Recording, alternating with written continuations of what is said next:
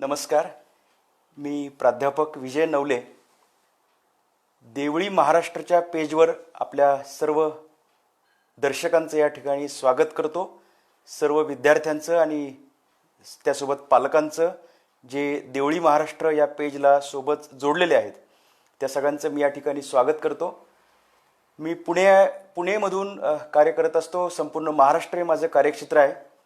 माझं नाव प्राध्यापक विजय नवले आणि करिअर मार्गदर्शन क्षेत्रामध्ये गेली 20 वर्ष करिअर प्रबोधनाचं काम मी या ठिकाणी करत आहे. त्या विषयावरचं लेखन असेल, त्या विषयावरती काही मार्गदर्शन करणं असेल. आजपर्यंत सुमारे 2000 व्याख्यानं मी महाराष्ट्राच्या विविध भागांमध्ये देऊन विद्यार्थ्यांशी संवाद साधू शकलो आहे. करिअर पाथफाइंडरसारखा एक तक्ता तयार करून संपूर्ण देशभरातील गरजू विद्यार्थ्यांना तो तक्ता एका पद्धतीने एक सामाजिक कार्य म्हणून तो आपण अनेकांपर्यंत विनामूल्य पोहोचवला आहे. त्यासोबत सर्व माध्यमांमधून मी आपल्याशी बोलत असतो. आज देवळी महाराष्ट्राच्या फेसबुक पेजवरतून मी लाईव्ह तुमच्याशी बोलतोय. करिअर मार्गदर्शन विषयामध्ये माझा आजचा विषय आहे माय नेशन माय करिअर. म्हणजे माझा देश हेच माझं करिअर असेल. माझ्या देशाच्या पुढे मला माझा स्वार्थ दिसणार नाही. माझं करिअर हे माझ्या भविष्यकालीन कामाचा एक करिअर पाथ असेल आणि ते कार्यक्षेत्र असेल. आणि या कार्यक्षेत्रामध्ये काम करत असताना माझ्यासमोर माझी छोटी करिअर ध्येय नसणार, तर मी माझा देश, माझ्या देशातील देशबांधवांसाठीचं कार्य माझ्या निवडलेल्या करिअर मार्गातून मी हे करू शकेल, हे म्हणजेच माय नेशन माय करिअर. आणि हा विषय मी आजपर्यंत अनेक विद्यार्थ्यांपर्यंत पोहोचवत आलो आहे. आज मी तुमच्याशी अगदी थोड्या वेळामध्ये या विषयाचं महत्त्व तुमच्यापर्यंत पोहोचवण्याचा प्रयत्न करतोय. विद्यार्थी मित्रांनो, आपण सगळेजण संपूर्ण भारत नव्हे संपूर्ण जग हे कोरोनाशी लढाई करण्यामध्ये आज आपण सगळेजण त्यामध्ये चिंतेत आहोत. ती लढाई आपण करतोय आणि ही लढाई करत असताना आपण सगळेजण घरी बसलेलो आहोत. घरी बसून लॉकडाऊनमध्ये या आजाराचा आपण सामना करतोय आणि मला खात्री आहे, आपल्या सगळ्यांना ती खात्री आहे की कोरोना भारतातच संपेल आणि भारत याच्यावरती विजय प्राप्त करेल आणि आपण काही दिवसांमध्येच या आजारातून दूर होऊन आपण नेहमीचं नित्यकर्म आपलं करायला सुरुवात करू. कोरोनाच्या निमित्ताने आपल्या काय लक्षात आलं असेल तर 10वीचे विद्यार्थी असतील, 11वी-12वीचे विद्यार्थी असतील, पदवी करणारे विद्यार्थी असतील, त्याहीपेक्षा लहान विद्यार्थी असतील, आपल्या सगळ्यांच्या लक्षात एक गोष्ट आली आहे. ती म्हणजे जगातली कोणतीही गोष्ट आता महत्त्वाची नाही. आता महत्त्वाचे आहेत ते डॉक्टर्स. आता महत्त्वाचे आहेत ते अशा पद्धतीने लढताना जे आवश्यक साधनसामुग्री बनवणारी लोक आहेत. येथे उपयोगाचं आहे ते नर्स, मेडिकल स्टाफ यांचं कार्य. इथे उपयोगाचं आहे फार्मसी म्हणजे औषध निर्माणशास्त्र यांचं कार्य. इथे उपयोगाचे आहेत, वाट बघतोय आपण की अशा पद्धतीचा आजार येण्यापूर्वी काही लसी तयार होऊ शकतील का, व्हॅक्सिनेशन करता येऊ शकेल का, हे काम करणारी मंडळी. इथे उपयोग होतोय जे लोक किट्स तयार करतायत, PPE तयार करतायत, अशी मंडळी जी आता सतत 24 तास कार्यरत आहेत. आणि या सगळ्यांच्या मदतीला आपले पोलीस बांधव जे इमर्जन्सी लेवलला काम करत आहेत आणि या सगळ्या यंत्रणांमध्ये काम करणारे जे कोणी, ज्या क्षेत्रांचा आता मी उल्लेखही केला नाही परंतु ज्यांचा उपयोग आपल्याला होत असतो, अशी सगळीच्या सगळी मंडळी आज आपल्याला उपयोगाची आहेत. आणि याच्यामध्ये अत्यंत महत्त्वाचा आहे तो शेतकरी सुद्धा, ज्या शेतकऱ्याच्या मदतीने निदान आपण घरी बसून खाऊ तरी शकतोय. म्हणजे इमर्जन्सी सिच्युएशन निर्माण झाल्यानंतर अशा पद्धतीचा विचार करताना करिअरमधले कोणते क्षेत्र आता उपयोगाला आली आणि काही मंडळी जी आता घरी बसून आहेत त्यांची कामं इमर्जन्सी लेवलची नाहीत, महत्त्वाची नाहीत असं आत्ता वाटतंय. असं साधारणतः म्हणजे देश संकटात असताना आम्हाला मिलिटरी महत्त्वाची असते, आम्हाला पोलीस महत्त्वाचे असतात, डॉक्टर्स महत्त्वाचे असतात. खरं तर सगळेच जण महत्त्वाचे जरी असले तरीसुद्धा आता माझ्या देशासमोरचं संकट मोडण्यासाठी, त्याच्यावरती विजय मिळवण्यासाठी कोणत्या क्षेत्रात मी कार्य केलं म्हणजे माझी गरज समाजाला, म्हणजे माझी गरज म्हणजे मला काही योगदान देता येऊ शकेल. कारण अशी काही क्षेत्र आहेत की ज्यातली अनेक क्षेत्र अशी होती की ती ग्लॅमरस म्हणून समोर येतात, परंतु अशा आणीबाणीच्या वेळेस त्या क्षेत्रामध्ये काम करणाऱ्या मंडळींच्या लक्षात आलं असेल की मी माझ्या देशबांधवांसाठी तसं आत्ता काही करू शकत नाहीये. म्हणजे हा एक मुद्दा झाला. या मुद्द्याच्या आधारे आपण करिअरची निवड करू असं नाही, परंतु माझा देश हेच माझं करिअर असं म्हणायला गेलो आपण, तर मग कोणती करिअर्स आपल्याला समोर दिसत आहेत या करिअरचा आपण एक आढावा घेऊयात. आणि म्हणून सुरुवातीलाच मी सांगेल की करिअर निवडीच्या 10वी नंतरच्या, 12वी नंतरच्या, पदवी नंतरच्या टप्प्यात आपण एकच विचार करत येतो, तो म्हणजे मला सगळ्यात जास्त पैसा कशातून मिळेल, मला स्टॅबिलिटी कशातून मिळेल, मला सगळ्यात जास्त स्कोप कशाला असेल, असे प्रश्न आपण स्वतःला विचारतो. मला काय मिळेल असं विचारत राहतो. पण मी तुमच्याशी बोलत असताना माय नेशन माय करिअर हा विषय ठासून सांगत असताना एक मुद्दा सुरुवातीला सांगतो, तो करिअर निवडीमधला आहे. तो मुद्दा म्हणजे करिअरची निवड करताना पैसा हा केंद्रस्थानी न मानता कर्तृत्व हे केंद्रस्थानी आपल्याला मानता आलं पाहिजे. म्हणजे मला किती पैसा मिळेल यापेक्षा मी कोणत्या क्षेत्रामध्ये कार्य करून माझं योगदान देऊन माझ्या देशबांधवांसाठी, माझ्या आपले सगळे जगभरात पसरलेली जी मानव जात आहे त्यांच्यासाठी मी काम करू शकेल, नैसर्गिक समतोल साधणाऱ्या विकासामध्ये माझं योगदान असेल, असं कोणतं क्षेत्र की जिथं मला कर्तृत्व दाखवता येईल. पैसा किती मिळेल ही गोष्ट वेगळी. पैसे तर काय कुणीही कमावतं, चोरही कमावतो, दरोडेखोर कमावतो आणि भिकारी सुद्धा कमावतो. पैसे कुणीही कमावतं. परंतु मला कोणत्या क्षेत्रात कर्तृत्व दाखवता येईल जेणेकरून मला माझं योगदान देता येईल, हा क्रमांक नंबर 1चा मुद्दा करिअरच्या निवडीमध्ये आपण सगळ्यांनी लक्षात घ्यायला पाहिजे. दुर्दैवाने हे होत नाही. पालकही विचारताना आम्हाला हा प्रश्न विचारतात की जरा चांगलं क्षेत्र सांगा. म्हणजे काल परवापर्यंत तर हाच मुद्दा येत होता की फॉरेनला जाण्याची संधी, परदेशात जाण्याची संधी असलेली क्षेत्र सांगा. मग आपसुकच कॉम्प्युटर इंजिनिअरिंग वगैरे असे विषय येतात समोर. आता काय कळलंय, कोरोना नंतरच्या जगामध्ये भारतातून बाहेर जाऊन नोकरी करणं, शिक्षण करणं हा मुद्दाच कदाचित आता डिलीट झाल्यासारखा होतोय. आता भारताच्या भूमीमध्ये राहून शिक्षण घेईन, इथेच मी नोकरी करेल, 4 पैसे कमी मिळाले तरी चालतील, परंतु मी सुखाने आणि सुरक्षित राहील, हा एक नवीन मुद्दा आहे. मी पुढच्या काही मिनिटांमध्ये त्यांच्याशी त्या विषयावर बोलणार आहे. परंतु नंबर 1चा मुद्दा म्हणजे पैसा केंद्रित करिअर करण्यापेक्षा कर्तृत्व केंद्रित करिअर मला करता आलं पाहिजे. नंबर 2 करिअरची व्याख्या आहे. ती व्याख्या अनेक लोकांनी, महाविभूतींनी आजपर्यंत अवलंबली आणि म्हणून त्यांची नावं अमर झाली. अशा लोकांनी देशासाठी मोठं कार्य केलं आणि म्हणून आज आपण त्यांना एक दैवतासारखं मानतो. अशी अनेक मंडळी आपल्या या देशामध्ये होऊन गेली. आपल्याला सुद्धा नुसताच पैसा कमवायचा आहे, नुसतंच स्वतःसाठी काय करायचंय का इतरांसाठी करायचं यासाठीचा हा जन्म आहे. 10वीतले विद्यार्थी तर अख्खं आयुष्य तुमच्या पुढे पडलंय. निर्णय घेताना चुकू नये म्हणून हा दुसरा मुद्दा सांगतो. तो मुद्दा म्हणजे करिअरची निवड करत असताना करिअरमधून मला काय मिळेल यापेक्षा मी करिअरला काय देईन, मी माझ्या कार्यक्षेत्राला काय देईन, मी काय योगदान करेल, हा विचार दुसरा महत्वाचा आहे. म्हणजे करिअर मला काय देणार यापेक्षा मी तुम्हाला काय देणार, हा विचार जो करतो तो खऱ्या अर्थाने माय नेशन माय करिअरच्या अंडर जातो. त्याचं कारण, जो म्हणतो की मला डॉक्टर व्हायचंय कारण माझ्या आईवडिलांची इच्छा आहे, मला पैसे मिळतील, मला मान सन्मान मिळेल, कमी काळात जास्त पैसे मिळतील, असं म्हणणारा जर डॉक्टर झाला तर भविष्यात कदाचित तो याच गोष्टी करेल जो बोलला होता. पण जो म्हणेल की मला ॲम्ब्युलन्समधनं आलेला पेशंट माझ्या उपचारांमुळं चालत चालत घरी पाठवायला आवडेल, जे लोक त्यांच्या जीवन मृत्यूशी लढा करत असतात त्या लोकांना एक प्रकारची संजीवनी देण्यासाठी, त्यांना त्यातून बरं करण्यासाठी, त्यांच्या कुटुंबातील लोकांच्या डोळ्यामध्ये आनंदाश्रू निर्माण करण्यासाठी मला काम करायचे आणि म्हणून मला डॉक्टर व्हायचे, असं म्हणणारा विद्यार्थी डॉक्टर तर नक्की होणार. परंतु डॉक्टर झाल्यानंतर जे कार्य त्याला करायचंय, जे योगदान त्याला द्यायचंय, या करिअर क्षेत्राला काहीतरी त्याला द्यायचंय, ते त्याच्यातून होणार आहे. असं जे विद्यार्थी म्हणणार आहेत ना, तेच विद्यार्थी कदाचित उद्या कोरोनासारख्या आजारांवरती लसी शोधणार आहेत. मला आठवतंय, मला एक विद्यार्थिनी म्हणाली होती की मला कॅन्सर सारख्या आजारावरती जशी पोलिओला जशी लस असते, पोलिओ संदर्भातली तशी लस कॅन्सरसाठी, या आजारासाठी तयार करायची आहे. कारण माझ्या नातेवाईकांपैकी कोणीतरी कॅन्सरमध्ये दगावलं आणि ते सगळं दुःख, ते कुटुंब ज्या पद्धतीने संपून गेलं, सगळं एक प्रकारे दुःखात बुडालं, ते सगळं पाहून मला असं वाटतं की कॅन्सर हा आजार वाईट आहे, त्याच्यावरती मला लस शोधायची आहे, ती कुणी शोधलेली नाही, ती मला शोधायची आहे, असं म्हणणारी एक विद्यार्थिनी. मी तिला म्हणालो की तू फार्मसीमध्ये जा, औषध निर्माण शास्त्रामध्ये. मला तुम्ही सांगा, ही विद्यार्थिनी ज्यावेळेस अशा क्षेत्रामध्ये कार्य करेल त्यावेळेस कुणी विचारेल का बरं तिला, जर तिने अशा पद्धतीचं कार्य केलं तर किती पैसे मिळवलेस? हा मुद्दाच गौण ठरतो.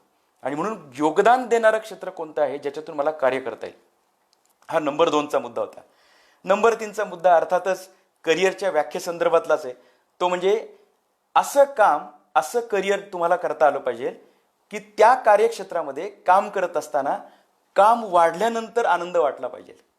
काम वाढलं की आनंद वाटला पाहिजे. माझे एक मित्र आता आरोग्य खात्यात काम करतात आणि ते शनिवार म्हणू नका, रविवार म्हणू नका, आता दररोजच्या दिवशी सकाळी 8 वाजता घर सोडून हॉस्पिटलमध्ये जातात आणि हॉस्पिटलमध्ये तिथं थांबून दिवसभर त्याचा तो स्टॅटिस्टिक्स डेटा तयार करतात. रात्री 10 वाजता घरी येतात. दुसऱ्या दिवशी परत सकाळी उठून असं गेले महिनाभर त्यांचं काम चाललंय. अजून त्यांनी रजा घेतलेली नाही. मूळ मुद्दा असा आहे, त्यांना असं वाटतंय की मी जर रोज काम केलं तरच ह्या सगळ्या प्रोसेसमध्ये काहीतरी मला योगदान देता येईल, ते कुणाच्या तरी उपयोगाला येईल. करिअरच्या निवडीमध्ये असे मुद्दे घेऊन तरुणांची फौजच्या फौज जर आपण तयार करू शकलो तर निश्चितपणे आपला देश हे एक वेगळं राष्ट्र म्हणून या जगामध्ये उदयास येईल. आणि मगाशी मी जो उल्लेख केला की कोरोनानंतरचं जग जे आहे ते जग हे खूप वेगळं असणार आहे. तुम्ही ऑब्झर्व केलं असेल की जसं परदेशातलं आकर्षण आता संपून जाणार आहे, त्याच पद्धतीने मेट्रो सिटीज पेक्षाही माझा गाव बरा अशा पद्धतीचं एक फिलिंग येणार आहे. आणि या फिलिंगमधून काही चांगल्या गोष्टी घडणार आहेत. या फिलिंगमधून भारताचा समतोल विकास करण्याच्या दृष्टीने काही प्रोसेस पुढे जाईल.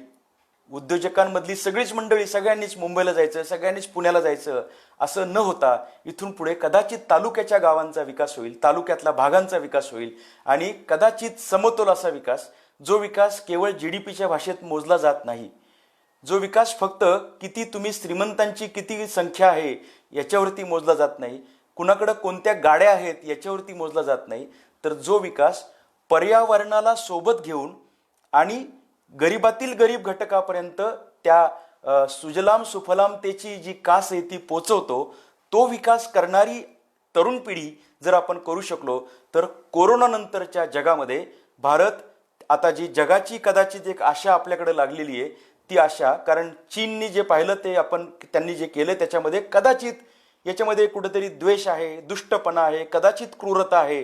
जर कदाचित हे खरं असेल तर भारत मात्र हे कधी करणार नसेल. तर यासाठी आपल्याकडे उपलब्ध असलेला जो तरुणांचा फौजफाटा आहे तो अशा विशिष्ट हेतूने प्रेरित झालेला असला पाहिजे. क्रिकेटची मॅच बघत असताना आपल्याला देशाबद्दलचं खूप प्रेम असतं आणि शेवटच्या ओव्हरमध्ये 6 बॉलमध्ये 11 रन करायचे, तर आपला सगळा प्राण जो असतो तो डोळ्यात आलेला असतो आणि आपण ते पाहत असतो. मित्रांनो, क्रिकेटमधून करिअर करून त्याच्यातून पैसा कमावणं आणि कदाचित त्याच्यातून देशाला जिंकून देशसेवा करणं इथपर्यंत आपली देशसेवा मर्यादित नाही. ती कदाचित सीमेवरती भारताचं रक्षण करणं असेल, कदाचित रुग्णांची सेवा करणं असेल, कदाचित उद्योजकतेच्या माध्यमातून ग्रामीण भागातील लोकांना रोजगार देण्याची गोष्ट असेल, कदाचित स्वच्छतेचं कार्य नीट करून हायजीन मेंटेन करण्यासारखं कार्य असेल, कदाचित शेतकरी बांधवांसाठी वेगळं संशोधन करून ह्या संशोधनाच्या माध्यमातून आपला शेतकरी हा सुखी राहायला पाहिजे यासाठीचं कार्य असेल. मी तुम्हाला गॅरंटी देऊन सांगतो, काही लोकांच्या मनात प्रश्न आला असेल की मग तुम्ही आम्हाला सामाजिक कार्य सांगताय का? मी तुम्हाला सामाजिक कार्य सांगत नाहीये. आपण जे काम करणार आहोत ह्या कामातून पैसा निश्चित मिळणार आहे, प्रसिद्धी निश्चित मिळणार आहे, प्रतिष्ठा मिळणार आहे, कामातलं समाधान मिळणार आहे आणि कदाचित चिरंतन टिकणारं नाव सुद्धा आपण तयार करू शकतो. फक्त एकच मूलमंत्र तुम्हाला मला सांगायचा आहे, जो आजच्या व्याख्यानाचा विषय आहे, तो म्हणजे माय नेशन माय करिअर. माझा देश हेच माझे कार्य. मग माझं क्षेत्र कोणतंही असेल, मी इंजिनिअरिंग क्षेत्रात जाईल, असं काम करून दाखवेल की असं काम करत असताना मी तयार केलेला रस्ता 40 वर्ष त्या रस्त्याला खड्डा नाही पडला पाहिजे असा रस्ता मला तयार करायचा आहे, असं म्हणणारा तरुण इंजिनिअरिंग क्षेत्रामध्ये काम करेल. त्यावेळेस खऱ्या अर्थाने भारतीय तरुणांचं हे वेगळं राष्ट्र, सुवर्णयुगाच्या दिशेने चालणारं राष्ट्र तयार होऊ शकेल. म्हणजे मी एखाद्या क्षेत्रात का जाणार याचं उत्तर अगदी क्रिस्टल क्लिअर असलं पाहिजे. मी का अमुक एक बनणार. मला तुम्हाला सांगायचं की काही महिन्यांपूर्वी सांगली आणि कोल्हापूर भागामध्ये प्रचंड पर्जन्यवृष्टी झाली आणि पूर आला. काही आठवडे हे 2 जिल्हे पाण्याखाली गेले होते. संपूर्ण नुकसान झालं, जीवितहानी सुद्धा काही प्रमाणात झाली. आपण या सगळ्या प्रोसेसमधनं दरवर्षी जाऊ लागलोय. मुंबईमध्ये तर कित्येक दशकं झाली मुंबईमध्ये जुलै किंवा ऑगस्ट महिन्यामध्ये पुराचं पाणी येतं आणि मुंबई ठप्प होऊन जाते. आमच्या पुणे जिल्ह्यामध्ये एका ठिकाणी माळीन नावाचं गाव आहे. त्या गावाच्या वर ढगांचा गडगडाट झाला, ढगफुटी झाली आणि अख्खच्या अख्खं गाव हे एका पर्वत कड्याच्या खाली गाडलं गेलं. द्राक्षाचं सारखं पीक असतं जे गारपिटीमुळे नष्ट होतं. मला तुम्ही सांगा, मी मूळ मुद्द्याकडे तुम्हाला घेऊन जातोय. आपल्याकडं हवामान खात्यामध्ये जर उत्तमपणे काम करणारी मंडळी काम करू लागली तर शेतकऱ्याला जो अंदाज वर्तवण्याचं काम आहे ते छानपणे होऊ शकेल. म्हणजे हवामान खात्याचे अंदाज जर अचूक येण्यासाठी मी स्टॅटिस्टिक्स विषयातलं करिअर करू शकलो आणि प्रामाणिकपणे काम करून मी शेतकऱ्यांना खरोखरच हवामान खात्याचे अंदाज देऊ शकलो तर कदाचित हे पुण्यकर्म होईल. याच्यातून शेतकऱ्याला फायदा होईल आणि तुझं करिअर तर होणारच आहे. कदाचित हवामान खात्यामध्ये स्टॅटिस्टिक्स नाही परंतु फिजिक्स विषय घेऊन मी काही संशोधन करू शकलो. कदाचित मी सॉफ्टवेअर इंजिनियर बनून या विषयातलं असं काही सॉफ्टवेअर बनवू शकलो की या सॉफ्टवेअरच्या साहाय्याने आम्हाला अचूक हवामानाचे अंदाज व्यक्त करता येतात. हे जर होऊ शकलं तर लाखो करोडोंचं नुकसान होणारा आमचा शेतकरी आणि या नुकसानामुळं सर्वसामान्य छोट्या शेतकऱ्यापासून मोठ्या शेतकऱ्यापर्यंत जे आत्महत्या नावाचा प्रकार चालू होतो आणि ज्याच्यामुळे आपल्याला हृदयाला खरं तर पाझर फुटला पाहिजे. मग मी काय करू शकतो तर मी या क्षेत्रात मध्ये जाऊन शेतकऱ्यांसाठी काम करू शकतो. शेतकरी जमिनीत बोर घेतो, 40 फूट खाली गेल्यानंतर म्हणजे सुमारे 40,000 50,000 खर्च केल्यानंतर सुद्धा त्या बोरला जमिनीला पाणी लागत नाही. मला तुम्ही सांगा, शेतकऱ्याच्या मनात आत्महत्याचा विचार येणार नाही तर काय? या ठिकाणी 10वी 12वीचा आमचा विद्यार्थी असं म्हणू शकला पाहिजे की इथं काम करण्याची मला संधी आहे. हे पेंडिंग काम आहे.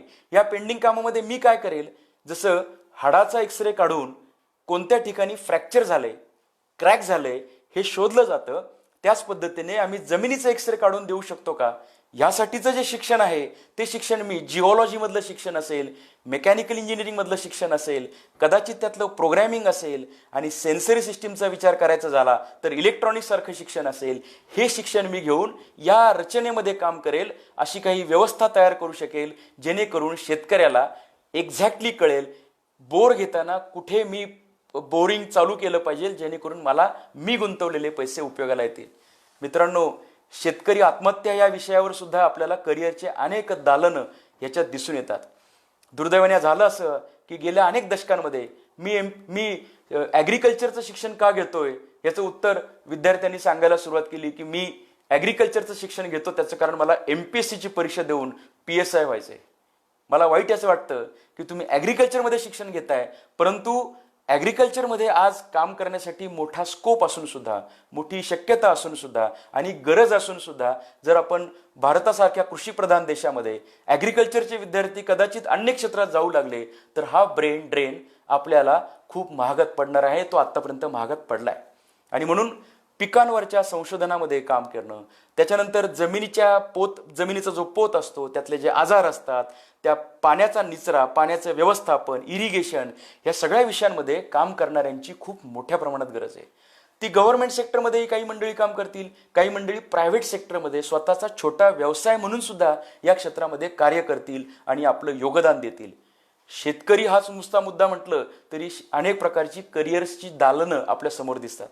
मगाशी मी जो उल्लेख केला होता की इथून पुढच्या काळामध्ये कदाचित फार्मसी, बायोलॉजी, मेडिकल आणि खास करून सांगायचं झालं तर जेनेटिक इंजिनिअरिंग, मायक्रोबायोलॉजी या विषयांमध्ये स्कोप वाढण्याची शक्यता आहे. कारण आपल्याला तर असं काही कळतंय की जसा कोरोना एक व्हायरस झाला तसा कदाचित दरवर्षी असे काही वेगळ्या प्रकारचे व्हायरस जर मानव समाजावरती जर हल्ला करू लागले तर त्याचंही संशोधन करून ठेवणं, प्रायर हँड करून ठेवणं, त्याच्या लसी आणि त्याची औषधं तयार करून ठेवणं, हे जर आपण करू शकलो तर तुम्हाला त्याचा लक्षात येईल की त्याचा उपयोग काय असतो. ते नाही म्हणून तर आत्ता आपल्या सगळ्यांना, अख्ख्या जगाला लोळवण्याचं काम ह्या आजाराने केलेलं आहे, ह्या व्हायरसने केलेलं आहे. आणि म्हणून याही क्षेत्रामध्ये करिअरमध्ये काम करायचं असेल तर आपल्याला खूप मोठ्या प्रमाणात संधी आहे. मला तुम्हाला करिअरच्या बाबतीत सांगत असताना आणि फक्त माय नेशन माय करिअर सांगत असताना हे पण सांगायचं आहे की करिअर करत असताना करिअरची एक सोपी व्याख्या आहे, तीही विसरता कामा नये. ती व्याख्या अशी आहे की करिअर म्हणजे असं काम की जे काम करत असताना तुमच्या चेहऱ्यावरती स्माईल आलं पाहिजे, म्हणजे आनंद आला पाहिजे. नाहीतर मगाशी जी काही उदाहरणं मी तुम्हाला सांगितली तर तुम्हाला काही लोकांना असं वाटेल की चांगलं सांगितलंय तर काहींना असं वाटेल की अरे फार मोठी जबाबदारी सांगतायत. तर ज्याला ती जबाबदारी वाटेल त्याने जाऊ नये त्या क्षेत्रात, परंतु ज्याला त्याच्यातून आनंद मिळेल त्याने निश्चितपणे जायचं आहे. काही म्हणजे आपण उदाहरणं ऐकलेली असतात, पाहिलेली असतात. मिलिटरीमध्ये जो सैनिक काम करत असतो, अधिकारी काम करत असतो, तो ज्यावेळेस युद्ध होतं त्यावेळेस तो कधीच घाबरून जात नाही, तो कधीच रडायला लागत नाही, तो कधीच मागं सरकत नाही.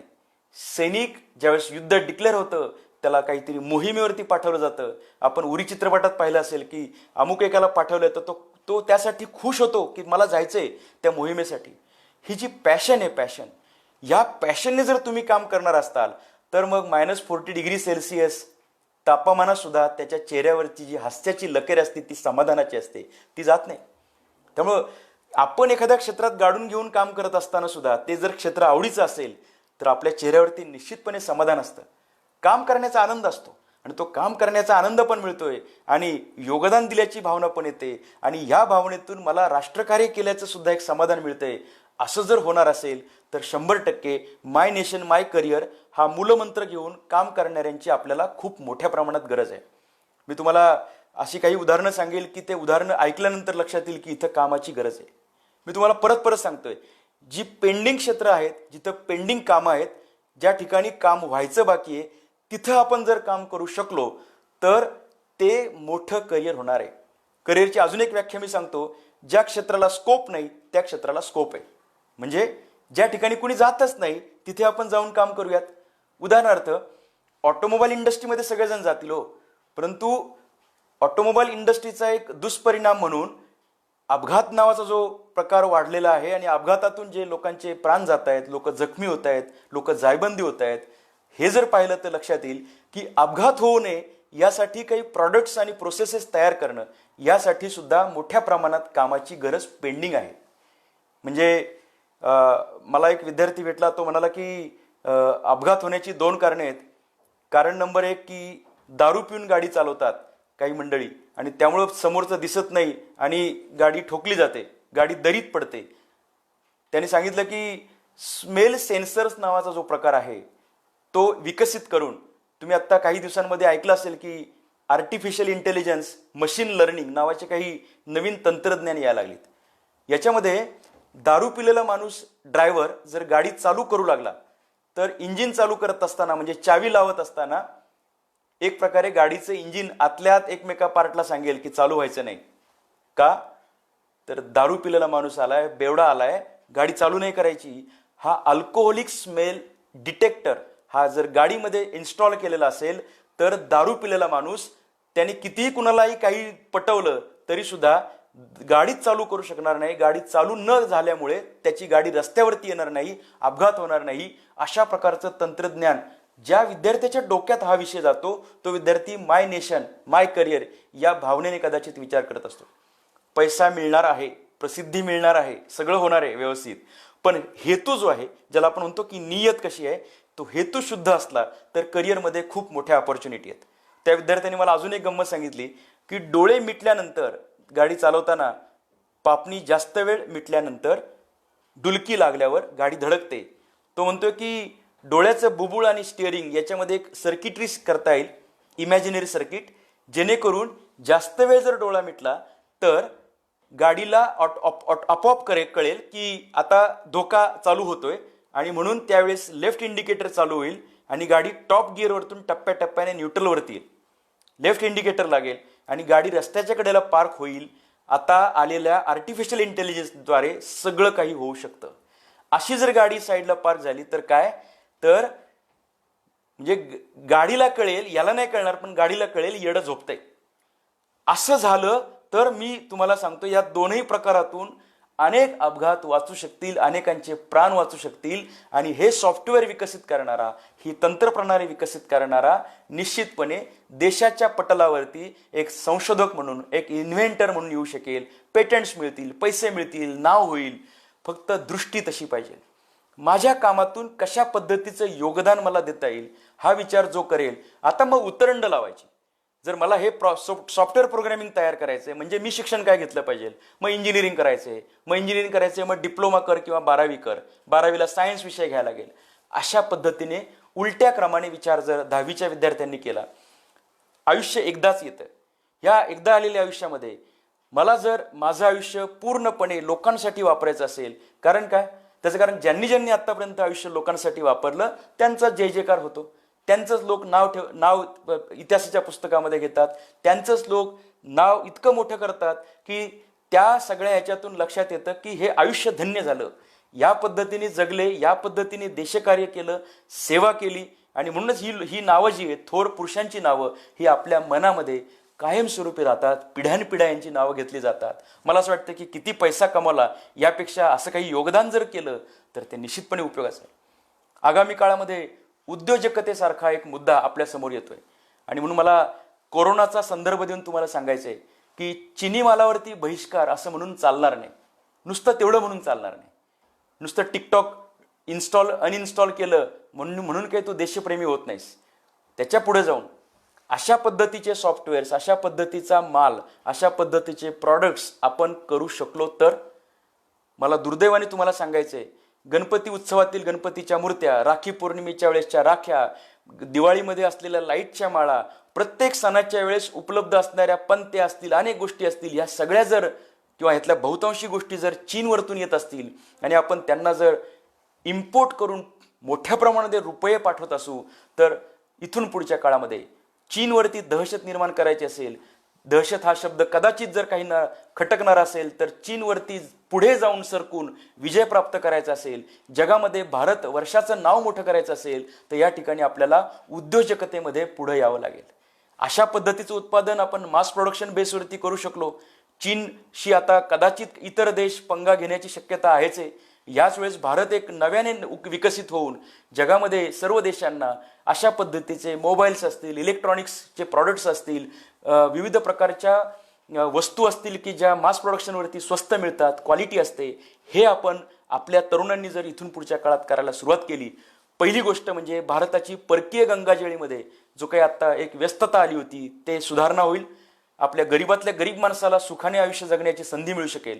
दुसरी गोष्ट, जर परदेशामध्ये जाऊन आपली परकीयांवरती असलेली बाजारपेठेचं जे नियंत्रण आहे ते आपल्याकडे येऊ शकलं तर भारतीयांसाठी येणारे काही 20, 30, 40 वर्ष ही कदाचित फलश्रुतीची ठरू शकतील. त्या दृष्टीने मला करिअर निवडायचंय, त्या दृष्टीने मला कार्य करायचंय, हा विचार कदाचित देवळी महाराष्ट्राच्या कार्यकर्त्यांच्या सुद्धा लक्षात आला असेल. म्हणून मला त्यांनी आज, मी प्राध्यापक विजय नवले तुमच्याशी बोलतोय, मला या ठिकाणी बोलण्याची साठी बोलवलंय आणि सगळेजण आपण ऐकतायत. पण हे सगळं आपल्याला हे विचार डोक्यामध्ये असणं गरजेचं आहे. त्यामुळे चीनला पर्याय म्हणून भारत उभा राहू शकेल का? आता हे करत असताना नुसती उद्योजकता नाही तर संशोधनाची पण मोठ्या प्रमाणात गरज आहे. त्यामुळे आपल्या विद्यार्थ्यांमध्ये सिंघम पिक्चर बघितल्यानंतर मग माझी सटकेल असं म्हणून MPSC UPSCची तयारी करणारे विद्यार्थी पाहिले की मला आश्चर्य वाटतं की आईवडिलांनी तुमच्यासाठी हे काही सगळं करून ठेवलंय. MPSC UPSCतून एक छान करिअर आहे, फक्त त्याची मी अत्यंत सोपी व्याख्या असं करेल की तुम्ही अधिकारी झाल्यानंतर गरिबाची झोपडी जाळणारे अधिकारी होणार आहात का गरिबाच्या झोपडीतली चूल पेटवणारे प्रामाणिक आणि कर्तव्यदक्ष अधिकारी होणार आहात, ह्याचा जरा विचार करून या क्षेत्रामध्ये जाण्यासाठीचे प्रयत्न करावेत. पण सगळेजण करतायत प्रयत्न म्हणून मी तसे प्रयत्न करतो, लाल दिव्याची गाडी मिळेल, बंगला मिळेल, हा मुद्दा नाही महत्त्वाचा. याहीपेक्षा जास्त महत्त्वाचा मुद्दा येतो तो म्हणजे मी संशोधन क्षेत्रामध्ये काम करू शकेल का, मी अशा सेवा ज्या सेवांमधून मला पण उत्पन्न मिळेल परंतु कुठला तरी एक उद्देश सफल होईल. जसं आता एक चर्चा आहे की ऑटोमोबाईल इंडस्ट्रीमध्ये काही बदलाव येतील. जसं आपण इलेक्ट्रिकल व्हेकल असं म्हटलं, काही दिवस म्हणजे असं जर झालं तर कदाचित इराण, इराक आणि दुबई या सगळ्या देशांवरचं आपलं जे अवलंबून असण्याचं काम आहे ते होणार नाही. आणि म्हणून आपल्याला स्वयंसिद्धतेकडे आपल्याला जाण्याची शक्यता आहे. आणि गांधीजींनी सांगितल्याप्रमाणे खेड्यांकडे चला, या सगळ्या गोष्टी, हे सगळं होऊ शकतं. त्याला सेल्फ सफिशियन्सी असं नाव आहे. यासाठी आपल्याला प्रयत्न करावे लागतील. मग या प्रयत्नांमध्ये उद्या कोरोनासारख्या आजारावरती लढा द्यायचा असेल आणि संसर्गजन्य आजार थांबवायचे असतील तर ऑटोमोबाईलमध्ये सुद्धा कंपार्टमेंट कार नावाचा प्रकार आला तर आश्चर्य वाटून घेण्याची गरज आहे. कारण इथून पुढच्या काळात लोक पब्लिक ट्रान्सपोर्टमधून किती प्रवास करतील वगैरे हा विषय सुद्धा थोडा संशोधनाचा बनतोय. त्यामुळे नवीन प्रॉडक्ट्स घेऊन आपण जर येऊ शकलो, त्यासाठीचं पूरक शिक्षण आपण जर करू शकलो, स्वच्छ भारत योजनेसारख्या योजनेमधून आपण जर पाहिलं असेल तर अनेक पद्धतीचे नवीन डिव्हायसेस लोकांनी तयार केले. हायजीनमध्ये काम चालू उपयोगाला येतील अशा पद्धतीचे प्रॉडक्ट्स तयार केले, त्यातून पैसा देखील मिळाला आणि आपल्या लोकांचं आरोग्य सुरक्षित राहण्यासाठी सुद्धा त्याचा उपयोग झाला. अशा पद्धतीने विचार करून मग माझं देशसेवेचं माध्यम कदाचित मिलिटरी मध्ये जाण्यात असेल, कदाचित IPS अधिकारी, पोलीस अधिकारी बनून असेल, कदाचित उत्तम शेती करून असेल, उद्योजकता असेल, असं काही डोक्यामध्ये ठेवून आपण 10वी नंतरच्या करिअरच्या वाटा निवडाव्यात. इथे पैसा हा केंद्रस्थानी असू नये. पैसा मिळणारच आहे, परंतु केंद्रस्थानी हे कर्तृत्व असावं, माझं राष्ट्र असावं आणि राष्ट्राच्याही पलीकडे ही संपूर्ण मानवजात, हा निसर्ग आणि याला सगळ्यांना धरून असलेला समतोल विकास, ज्याला बॅलन्स्ड डेव्हलपमेंट अशी म्हणतात, असं जर आपण करू शकलो तर इथून पुढच्या काळामध्ये नैसर्गिक संकटांसोबत अशी जी आता काही बायोलॉजिकल वेपन्स सारखी किंवा काही व्हायरसेस सारखी संकट आपल्यावरती आलीत अशी येणार नाहीत. भारतीय संस्कृती आपल्याला जगभर पोचवायची असेल तर भारत देश हा स्वतः श्रीमंत होण्याची गरज आहे. भारतातली माणसं श्रीमंत होणं ही प्रायोरिटी नंबर 2 आहे. प्रायोरिटी नंबर 1 आहे की भारत देश हा श्रीमंत झाला पाहिजे.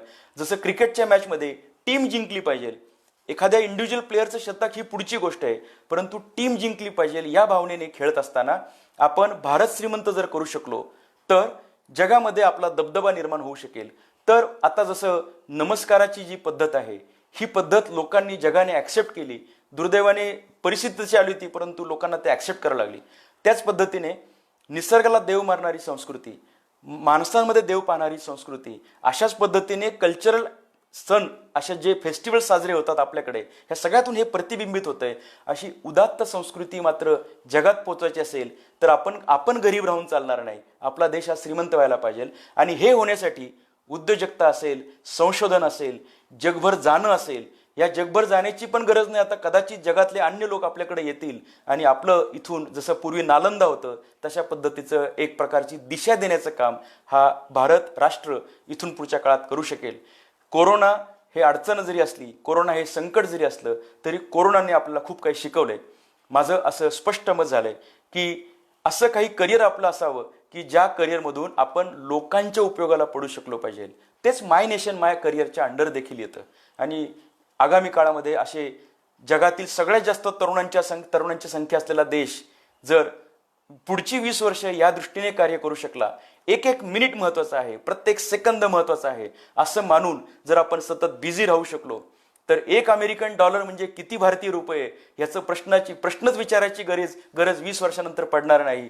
उलट प्रश्न असा येऊ शकतो की $1 भारतीय म्हणजे किती अमेरिकन डॉलर हे आम्हाला सांगा. त्याचं कारण भारत हे स्टँडर्ड बनू शकतं, पण हे स्टँडर्ड बनण्यासाठी आमच्या तरुणांनी आता नाक्यावरती चौकात बसणं बंद करावं लागेल. आता टू व्हीलर ट्रिपल सीट गाडी चालवून ढाब्यावरती जेवण करून घरी चाललाय, पण आई मात्र तुझी वाट बघते. मित्रांमध्ये गप्पा मारतोय, फेसबुक, व्हॉट्सअप, इंटरनेट याच्यावरती तासनतास वायाला घालवतोय कारण नसताना. असं करून आपल्या स्वतःचा पण वेळ वायाला घालवतोय आणि राष्ट्राचा वेळ वायाला घालवतोय. असं करून चालणार नाही. कारण भारत जर जगद्गुरू व्हायचं असेल तर तेवढी आपल्याला मेहनत करायला लागेल. अशी मेहनत जर आपली मंडळी करणार असतील तर निश्चितपणे 20-25 वर्षानंतरच्या काळामध्ये आपण संपूर्ण जगाचं नेतृत्व करत असू. असं जर झालं तरच छत्रपती शिवाजी महाराजांचं एक प्रकारे आपण म्हणूयात की त्यांचा जे काही आत्मा असेल तो म्हणेल की ह्यासाठी तर मी मेहनत केली होती, ह्यासाठी तर मी प्रजेचं राज्य निर्माण केलं होतं, मी अविश्रांतपणे मेहनत केली होती, हे प्रजेचं राज्य आलंय, आता ते सुराज्य निर्माण करण्याची तुमची जबाबदारी तुम्ही ती करताय. मला असं वाटतं की तो आनंद अशा थोर विभूतींना व्हावा. भगतसिंग म्हणतील, स्वर्गात असतील तिथून म्हणतील भगतसिंग की यासाठी तर मी फासावर गेलो होतो. हे सगळे स्वातंत्र्य सेनानी त्यावेळेस आनंदी होतील खऱ्या अर्थाने स्वर्गामध्ये, ज्यावेळेस आत्ताची पिढी देशाला सुराज्याकडे घेऊन जाण्यासाठी काम करेल. असं होणार असेल तर निश्चितपणे आपण तयारीला लागूयात, कामाला लागूयात, नकारात्मक चर्चा बंद करूयात. आणि मी तुम्हाला आव्हान करणारे, येणाऱ्या काही 10-15 दिवस जे काही सांगितलेलं आहे त्या दिवसांमध्ये घरी बसूयात. लॉकडाऊनमध्ये आपण सगळे नियम पाळून हा आजार आपल्याला संपवायचा आहे, या आजारावरती विजय मिळवायचा आहे, हे निश्चितपणे करूयात. एकमेकांना शुभेच्छा या ठिकाणी देऊयात की आपण याच्यातून बाहेर पडू. त्यासोबत माय नेशन माय करिअर हा मूलमंत्र घेऊन आपण आगामी काळामध्ये वाटचाल करू आणि जगभरामध्ये भारतीय संस्कृती पोचवू. भारतीय संस्कृती पोचवताना विकासात्मक असलेला नैसर्गिक समतोल हे सुद्धा जगाला आपण सांगू. नवे जग आपल्याला फॉलो करेल. असं सुजलाम सुफलाम राष्ट्र घडवणारं करिअर आपल्या हातून व्हावं. आपलं वैयक्तिक आयुष्य सुद्धा सुखासमाधानाचं जावं. आपल्या आवड आणि क्षमता यांना न्याय मिळावा अशी भूमिका या ठिकाणी मी प्राध्यापक विजय नवले या ठिकाणी व्यक्त करतो. माय नेशन माय करिअर हा माझा व्याख्यानाचा विषय असतो. मी राज्यभर या निमित्ताने बोलत असतो. आज फेसबुक लाईव्हच्या माध्यमातून मी आभार व्यक्त करतो. देवळी महाराष्ट्र यांच्या या फेसबुक पेजवरतून हा कार्यक्रम त्यांनी दाखवलेला आहे.